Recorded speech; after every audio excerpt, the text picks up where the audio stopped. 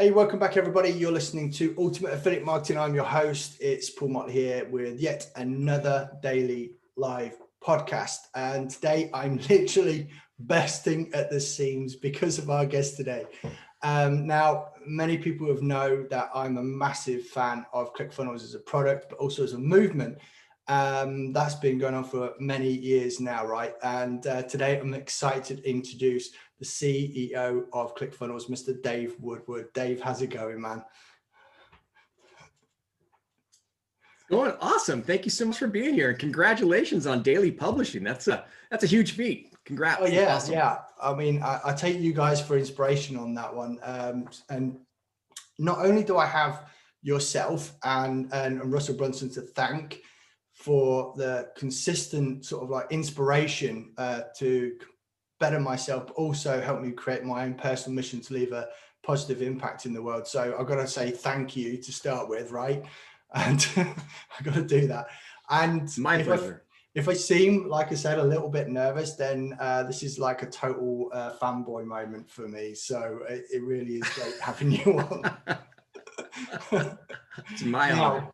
So before we get to like this serious stuff, later on, I'm going to put you on the spot a little, hopefully you don't mind too much, and ask you what your top 3 tips are for being successful online. So for everybody either listening on the podcast or watching out there on YouTube, then make sure you stay tuned, right? So now I'm sure you've been asked like a million times, but tell me a little bit more about the journey for Dave becoming the CEO of ClickFunnels. So I've been with ClickFunnels since we started, one of the original partners, and really had the opportunity of growing and scaling. I've known Russell for, probably over a decade. I've known Todd probably 7-8 years now. And for us, it was more a matter of, as we really kind of grew and scaled the business, trying to find everyone getting their own lane as far as what their skill sets are. Russell, I will never be the marketer that Russell is. I'll never be the developer that Todd is. I mean, they're both geniuses in their own rights in those areas. Yeah.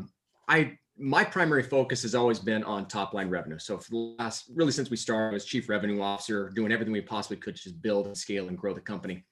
And about 2 years ago, one of the issues we kind of ran up against was this idea of what gets you to a certain level won't get you to the next level. It's that whole idea of, what got you here won't get you there. And for us, Todd and Russell love doing what they do. They don't enjoy as much the management side of things. They don't enjoy meetings. Both of them are introverts in their own rights, and their superpowers really are areas that didn't help us continue to grow and scale the organization as a whole. And so I kind of, a couple of years ago, just took it on and just after it, and been in this role really for over the last 2 years. And then last August, we made it official. But that's really how it all came about. And I think anyone who's listening, the whole key here, it's funny because I have the opportunity of dealing with, over 300 employees. And at that point, people typically say, well, gosh, if you'll give me this raise, I'll do this work. And I always thought it goes the opposite direction. You do the work first and the money follows. You do whatever it is you want to do first, and you'll get those opportunities later. Yeah, no, I appreciate that, man. And I've had the pleasure of actually talking to some of those employees, and that's exactly how it went as well. Sort of Miles in particular, going out and getting lunch orders, taking out the trash and all that good stuff, right? So this must be a huge operation, right? But what does what does a typical day look like for you working within the ClickFunnels family? Oh man, it's like going to a candy store every single day for me. I've had the opportunity of having a ton of businesses. I've made money, I've lost money. I've had the typical entrepreneurial journey. I've never had more fun every single day than what I do these days. Every day is different. My kids always laugh that I get paid to actually come to work because they feel like I don't actually ever do any real work. But for me, no, honestly, I think the main thing is I look at a typical day for me. It's about decision making. It's about working with people. It's about scaling and growing a business. We do a lot of managing by metrics at this point. We're around 150 million in annual revenue, 300 employees. And so to scale and to grow, it takes a lot more as far as working with the organization, the employees themselves. And that's really some of the main things. Add that along with just all the fun of having Russell's office right through the glass here. And we've been dear friends for forever, and it's just been a lot of fun. Oh, that's great, man. I love it. And it's always great to hear the real passion that someone has when they're doing something that they love, right? So now, it's the one question. Now, what do you think, after all the time that you've been working at ClickFunnels, what's been your sort of like your biggest aha moment, right? Because we all get them, okay? So has there been anything which really stuck out and went, yes, that's what we need to do, or yes, that's suddenly everything dropped into place? Could you even put a finger on that? Oh my gosh, there are so many, and they happen on a very frequent basis these days. I can tell you community was one of the most important things we realized years ago. The importance of, as you've got a community, it's really, again, Russell talks a ton about in all of his books, this idea of building culture. And there's a culture of your customers. There's also a culture inside your company that's critical. And so a lot of the ahas would be associated with both the company side as well as our customers. I think another one is understanding the importance of really scaling and growing. And I'm a huge believer that your business will never grow faster than you do personally. And so you've got to always be out there doing whatever you can to personally grow, whether it's from a personal development standpoint, whether it's a skill set, whether it's a networking opportunity. Your business will cap out much earlier than you do. So, I mean, as soon as you cap out, your business stops. And so you've got to be always learning, always growing, developing. One of the main things I've been focusing on quite a bit for the last year has just been leadership and studying how to become a better leader. How do you really drive and build a company to $1 billion valuation? It's a different mindset than getting to the first 100 million. Yeah. I can imagine. And that's actually, it's great to hear that you guys have got that vision and that, the passion is still going back into it. Now, for me personally, I mean, I've recently been plugged back into the One Funnel Away Challenge. And I have to admit, with being an entrepreneur, I always felt that as soon as I started doing that, I instantly became unemployable by anybody. Right? I just thought there's no way, there's no way I could go back to work for someone else. Right? I don't know if you can identify with that or not. I don't know, but I've been unemployable for a long time, so yes, I totally understand that. Well, I get it. Now I have to admit, when the One Funnel Away first came out a couple of years back, I think I bought it because I thought I really need this, right? But I did the typical shiny object thing. I got it. I must have watched like 2 videos, and then it all just sort of disappeared again. But when I heard that you guys were doing this live this time, I thought I've got to get into this, and I thought it was fantastic how you built into that as well by doing like the live challenge beforehand to build that audience up, to give that value to people, but then transferring it into even though it's super, in my opinion, super low ticket, it's like $100, right? And for everybody else that's out there, there will be an affiliate link below the video. Got to get that one out there, right, Dave? Sorry. You should. It's important. We've got to use those things, right? But I've had so many light bulb moments, even though I've been a ClickFunnels user for, I don't know, whether it's 4 or 5 years right now. But just going through that training and then also, because I'm an affiliate, I've also helped other people with the training. I have a private study group where other people have purchased through my link, and we all get together and we talk through their offers and all that stuff. I mean, literally an hour ago, I was on the phone to someone for about 45 minutes, just discussing their offer. And they were going, oh, but what about this? What about that? What about that? And I was like, and I kept referring back to Steve Larson's training on Saturday saying, no, you're going step 89, exactly what he said. You're at step 89. We're not even to 88. We're on 3. Come back, So Very smart. It was brilliant. Everything rubs off, when you actually apply it, it rubs off. And I think what you guys say is the people which stay the course, they're the ones which are most successful. And that's what I'd say about any courses or the One Funnel Away Challenge in particular. If you stick with it, you're going to do well. Yeah. You might not hit that all of a sudden 2 Comma Club award right out the gate, but I tell you what, you're going to build the frameworks, you're going to build the knowledge, the skill set to get to there one day.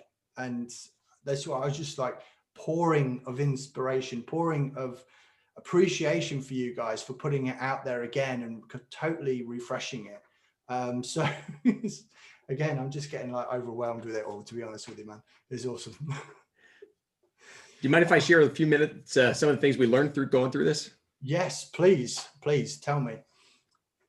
So you alluded to the fact that we started with a 5-day lead challenge. Yes. And so the 5-day lead challenge, and I think it's important, whoever's listening to this, I would really highly recommend, no matter what business you're in, to model what we've been doing. So the 5-day lead challenge it's totally 100% free. We started it Monday, January 4th. And in doing that, had over 42,000 people sign up for that. So which is a huge spike. I mean, we've never had that kind of volume of leads come in for anything that we've done. And so I think one of the main things I would say is, no matter what business you're in, find out what is the biggest pain point that your customers have, and then provide that content in a challenge over 3 to 5 days, so they get something accomplished. I've seen, JJ Virgin now has done one. Allison Prince has done one. There've probably been 8 people who have modeled that exact same thing and have had great success from it. At the end of that 5-day lead challenge is the offer. So it's all for free. You're providing a ton of value, you're providing a ton of content. People are actually getting success, and they're seeing how they're connecting with you. They're relating with you. We then ended up selling One Funnel Away Challenge. We had over 5,000 people buy that. So it went from just over about a 10% conversion to the One Funnel Away Challenge. Russell now is teaching that himself live for the next 30 days. We started the first One Funnel Away Challenge September of 2018. So we're just over a year and a half, almost 2 years, or 2.5 years. And we've learned so much. And I think it's one of the main things that a lot of us forget is to go back to some of your core products. Instead of creating something brand new, go back to the stuff that works and then revamp that, redo it. And one of the main things we saw in our original One Funnel Away Challenge was it got too complicated. And so I don't know of anyone in the world who is better at simplifying things than Russell. He's just a genius at being able to take something very complicated and make it super, super dumbed down simple. Yeah. And I think it's important that in the One Funnel Away Challenge, the main thing you'll see is super small, bite-sized types of things that people can get wins for. No matter what program or no matter what product or service you have, who's ever buying your product needs to get a win. And I think the key there is to really look at what are the easy wins that you can get, because people need to stack wins. The faster they can stack wins, the greater success they're going to have. And the longer time they're going to be one of your customers. So we've seen just phenomenal success we're literally just getting into about, I think we're day 12 right now, day 12 or 13 of our 3 days. And the comments that we're getting, John Parks runs all of our marketing, and it's just been all in on all these comments. And the success and the people has been huge. So no matter what your program is, I don't care if you're selling a physical product, a digital product, your customers need to get wins. And if you can add in an element to where they can actually consume content while they're doing the challenge, it's even that much longer term win as well. So those are some things we've learned real quick. Yeah, no, I mean, I'm getting that as well. And I think the way that it's all been put together has been really fantastic. And it is that kind of like step-by-step process as well, so that people can follow along no matter what skill level or experience level they are. And they can literally go, okay, right. I think Russell alluded to it a few times. It says, right, I'm going to tell you to do this. Don't do anything else until you've done that. And then we move on to this, then we move on to that, because that's what's going to allow people to learn at their own pace as well, rather than, just dropping off because they feel like, I've only got to like day 3 and it's now day 5, and that headache that people get when they don't put things really together. But now, I'm guessing that it can be pretty intense working at ClickFunnels, right? So how do you deal with the whole work-life balance? Because you've got a family as well. So it must be quite interesting. You're probably better off interviewing my family more than me. I love what I do. I've been super blessed that my kids enjoy it as well. They enjoy even wearing the swag. They enjoy just being around the excitement in our office. I've never I am not good at balance. I'm all in whatever I'm doing. So when I'm at work, I'm all at work. When I'm home, I really try to be all in at home. But I just don't believe in balance. I believe that it's like a teeter-totter. Things are out of balance all the time, and to think that I'm going to be completely balanced, that's never worked for me. I'm really blessed that I have the most amazing supportive wife in the world, and we've been together 27 years now. So she's been through a lot. And I think the one thing I'm trying to, thank you. The one thing I'm trying to really get better at is when I'm with her or when I'm with the kids, not checking my phone, not doing anything else, but being focused on them. So yeah, I'd say whatever you're doing, do it 100%. If trying to take phone calls and stuff from family and things during the day, I definitely will if they come, but over time they've realized that I'm much better all in when I'm at the house. Yeah, no, I get that. And actually that just reminds me of an inspirational talk that Arnold Schwarzenegger gave a couple of years ago about the difference between plan A and plan B in his life. He only had plan A. So he only just put everything into plan A. We never even thought about plan B because the amount of time you spend talking or thinking about plan B takes away from plan A, right? So, that's a whole different video whatsoever. But no, it's good. And talking about family and that, and we spoke very briefly before about Parker, your son, right? Now, he is actually, for those people that don't know, he's probably the sole reason why this podcast exists in the first place, right? He helped me in more than one ways to get it up, and he's still a positive influence on continuing this journey, right? So you must be, as a parent, extremely proud of what he's doing.